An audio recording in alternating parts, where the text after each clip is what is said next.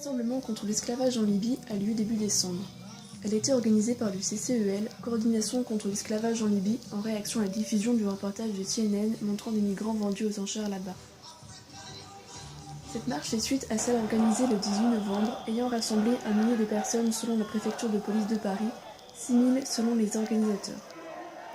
Nous avons donc interrogé les manifestants sur les raisons de leur mobilisation et leurs attentes des pouvoirs pour changer cette situation. Pourquoi vous manifestez aujourd'hui? L'esclavage et ailleurs, mais c'est une grande révélation, je ne savais pas, on aurait dû s'en douter, mais c'est affreux. Alors, on manifeste parce qu'avant tout, c'est pas que la cause des Noirs, c'est une cause humaine. On est en 2017 aujourd'hui, c'est très grave ce qui se passe en France comme ce qui se passe ailleurs, les injustices policières, l'esclavage là-bas. Donc ici, on est là aujourd'hui pour dire non à tout ça. Aujourd'hui, on est venu pour manifester par rapport aux événements qui se passent actuellement en Libye et qui durent depuis trop longtemps.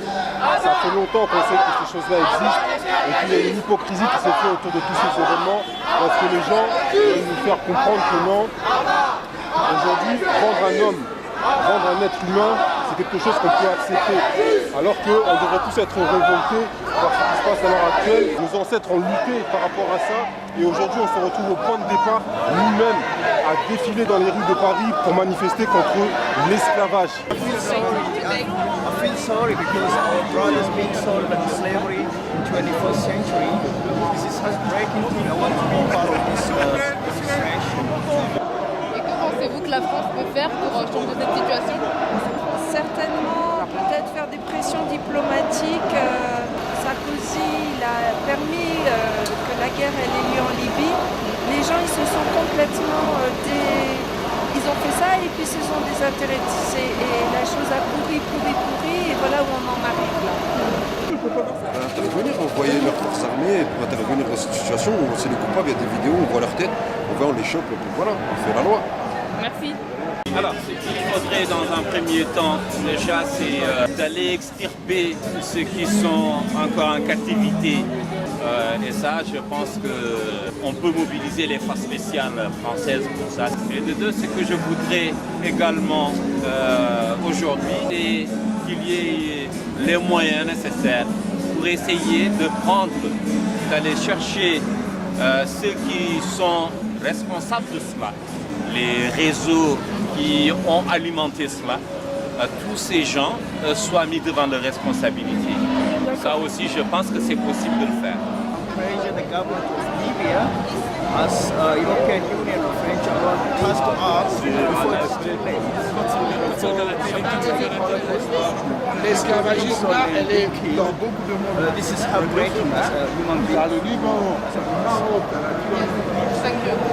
c'est encore une question de négociation. Est-ce que nos dirigeants, que ce soit en Afrique, que ce soit ici en Occident, pensent que ce sont des choses qui sont vouées à négociation ou bien à traiter? C'est-à-dire qu'il y a vraiment une urgence humanitaire qui est là et il y a une dégradation du progrès social qui a été fait. La France, qu'elle pourrait faire d'abord, c'est les dirigeants africains aussi pourraient se mobiliser, arrêter de se mettre à plat ventre devant les Européens, les dirigeants européens. Ainsi aussi les politiciens français, arrêter cette mascarade et cette hypocrisie en rapport avec l'Afrique, pour le franc CFA et pour bien d'autres causes encore.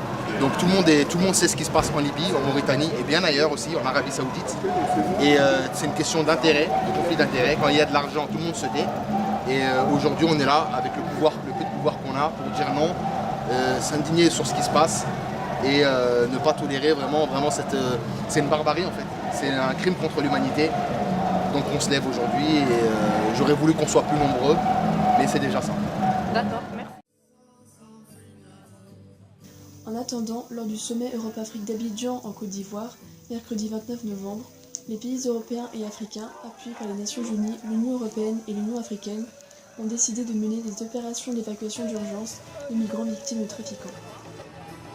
Il reste maintenant une question, jusqu'où ira le réel investissement des dirigeants ?